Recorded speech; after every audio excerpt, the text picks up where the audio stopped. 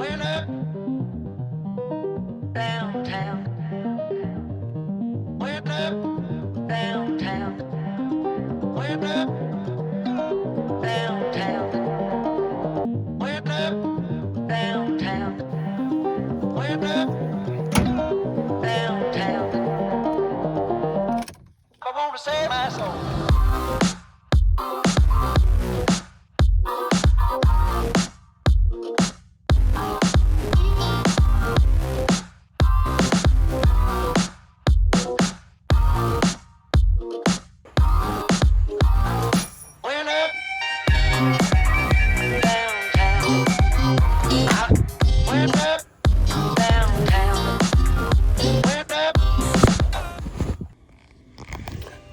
Morning and welcome to the first day of the NC 500, which is based in Northern Scotland, also known as the North Coast 500, hence the NC.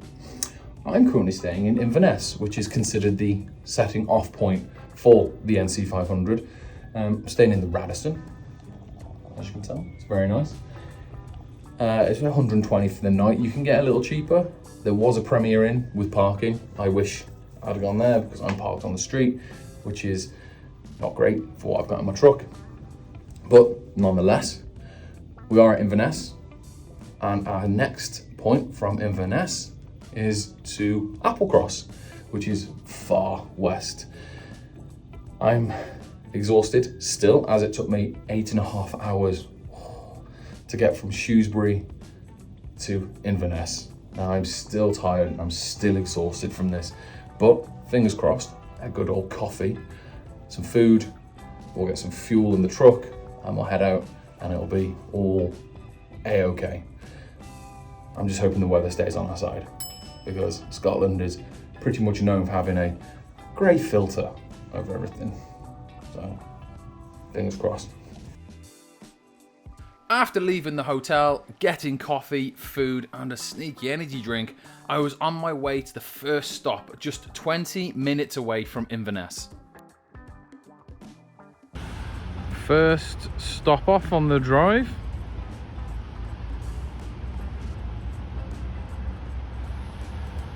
Either Rogie or Rogie. Probably not even any one of them. I don't even know. It says take a leaflet, but there is none. There is no such thing as a dog poo ferry. Brilliant. Anyway, let's go have a look and see what it has, shall we?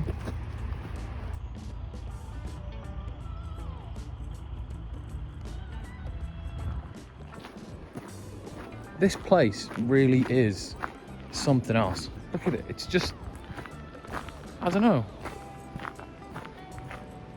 It's just like it shouldn't exist. It's all too green, it's too nice, it's well kept. Look at this. Oof.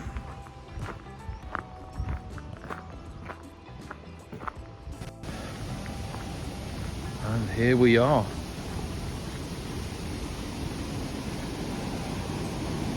Salmon's tail.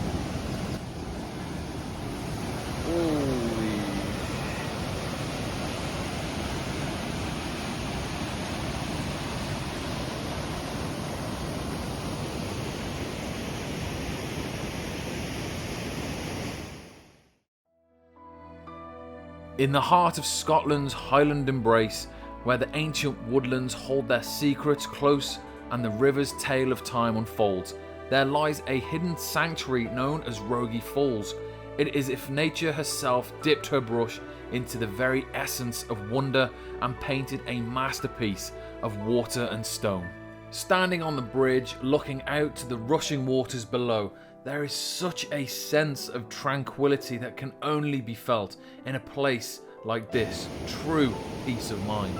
Oh, she's got a bit of wobble. One of the unique aspects of Rogie Falls is its role as a prime location for salmon watching, particularly during the salmon spawning season. From late summer to early autumn, Atlantic salmon can be seen leaping and navigating the falls as they journey upstream to spawn in the river's upper reaches.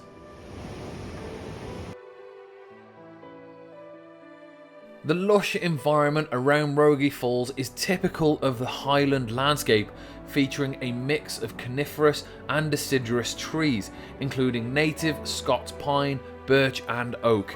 The walking trails allow visitors to enjoy a leisurely stroll through the woods, and the falls are often considered a great spot for a picnic or a moment of contemplation.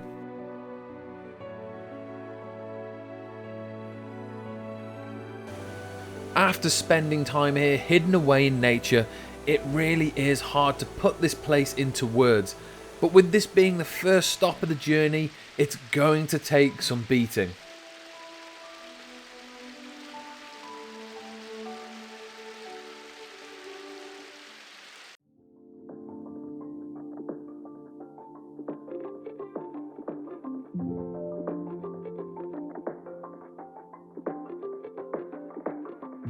Right, we have finished at Rogie Falls, one of them. Don't know what it is, probably said all of them wrong, but it's currently 10:05 in the morning. So now we're going to head back to the truck and get driving and stop off at our next point. And I'll tell you what the really frustrating thing is, I actually had a book that had all of the places I was going, all the places I was going to be camping out on, all the places I was filming, and I left it at home. Of course I did. So now this is a case of fully winging it, and with a bit of luck it's going to go well. After leaving the waterfall, I was driving for around about an hour, homing in on a castle I'd wanted to see purely from its location on a magical coastal line, which makes it quite the attraction and worth seeing.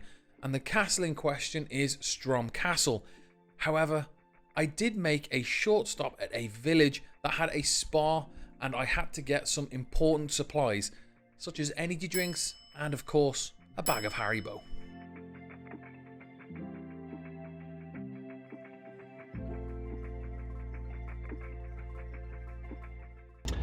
So, I've been driving for around about an hour. I left the waterfall to head to a castle and stop off at a spa shop, which is nice. And the rain took a drastic turn. It's biblical how heavy this rain is. Like it's just like, look,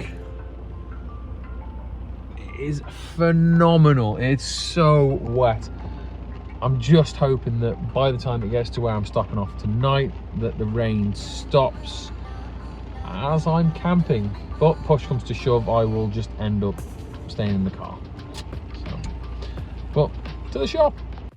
From the small village that sells energy drinks and, more importantly, Haribo, the castle is probably around about a 5-minute drive. It's not long to get there, but the road is narrow in places, so just go steady.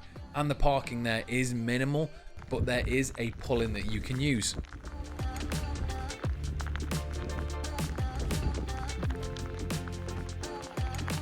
Well, that's not a sign I ever thought I'd see.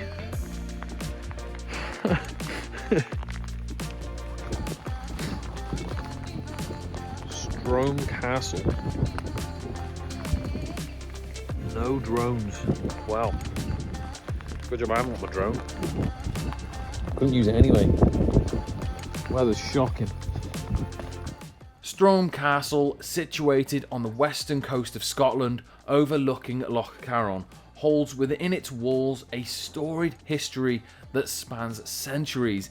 The ancient stronghold witnessed the rise and fall of clans, the ebb and flow of power, and the wild events that shaped the region. The origins of Strom Castle can be traced back to the 12th or 13th century, when it was built by the MacLeod clan, probably pronouncing that wrong, a prominent Highland clan. The strategic location of the castle provided a vantage point over Loch Carron, allowing control over maritime trade routes and offering a defensive stronghold. Something cool.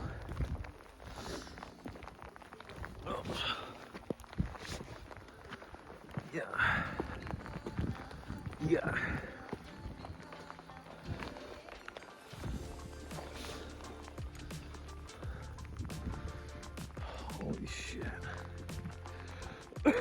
Imagine being here. Like centuries ago.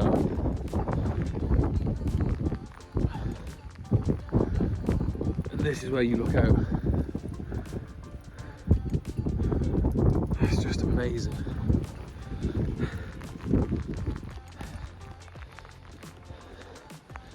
I've said it before, and I'll say it again. I was definitely born in the wrong era. I didn't live in there. Oof.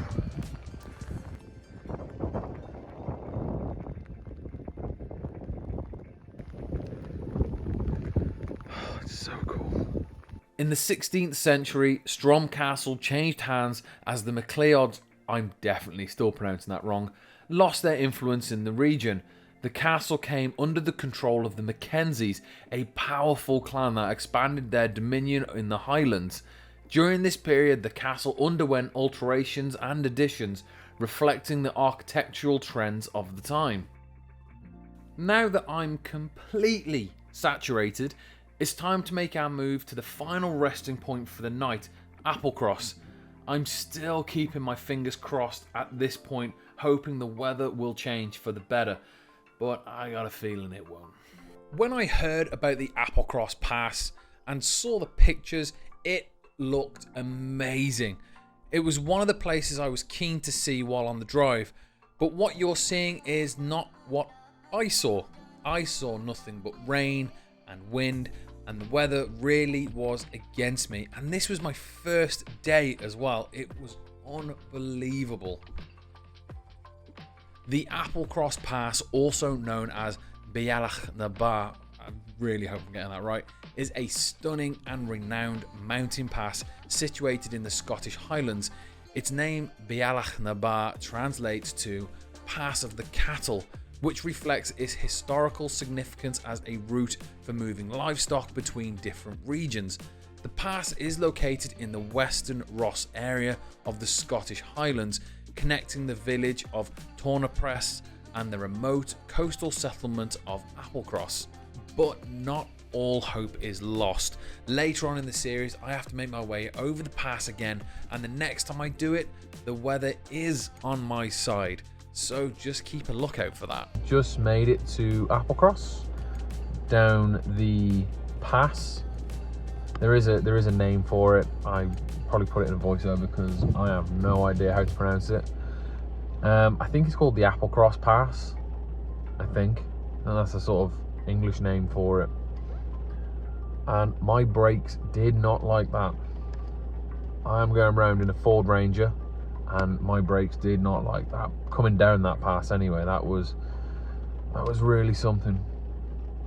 But nonetheless, I parked up at what is considered, I think it's like the tourist information centre. So I parked up there because the parking's pretty good. Just overseeing the loch now. It's nice, but the weather is not on my side again. I'm just hoping this is going to be the first and hopefully the last day I get this kind of rain, because when I get a bit further north, I'm looking to do some, bit of caving. There's a place I'm going to call Bones Cave, which looks pretty cool, and I eventually do want to get to Smoo Cave as well, which is really, really far north. If the weather's like this, it's going to be an absolute nightmare. And there is one night where I do want to camp. I do not want to stay in this truck all day, every day, especially at night as well. I want to be out under the stars, in the tent, a fire going, all that kind of stuff. And if the weather stays like this, that ain't happening. But fingers crossed, it doesn't stay like this. Fortunately, the weather slowed down enough for me to cook food, which of course I was happy with. So I had the fire that was raised off the ground. The stand actually was only 20 quid off Amazon, so it wasn't bad. It was actually a great purchase. Beef broth. I made the mistake of not bringing any cutlery. So I'm going to be honest, it's a little thick to drink. It's lovely though.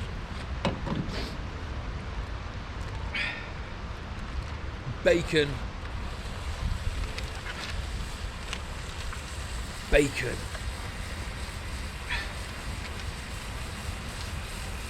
and more bacon. Done. No more bacon. Wash bacon hands. Flip bacon. Shake bacon.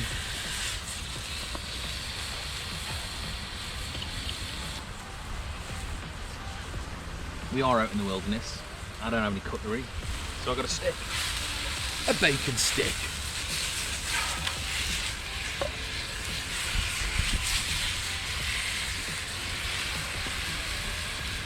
Oh.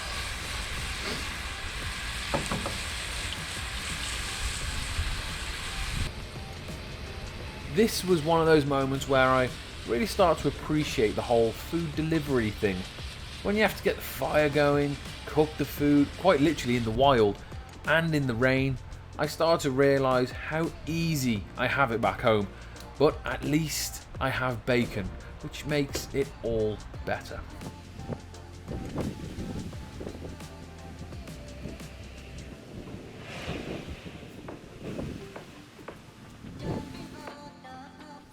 Looking back on this while editing it, it's still hard to believe I was in North Scotland, right on the west coast, eating, let's be honest, far too much bacon, in the rain, and yet I can't begin to describe how much I was enjoying it.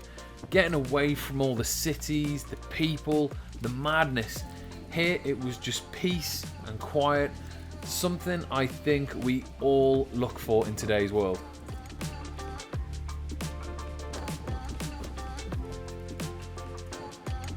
Oh, look out, the stick is back.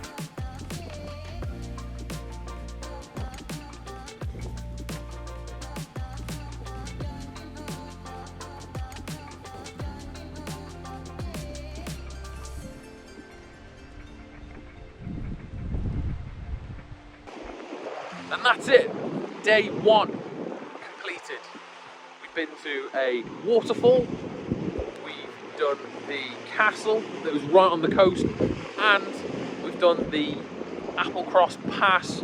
Well, I say we've done it, it was like partially, it was in the clouds, so I couldn't see that much, and the weather wasn't amazing.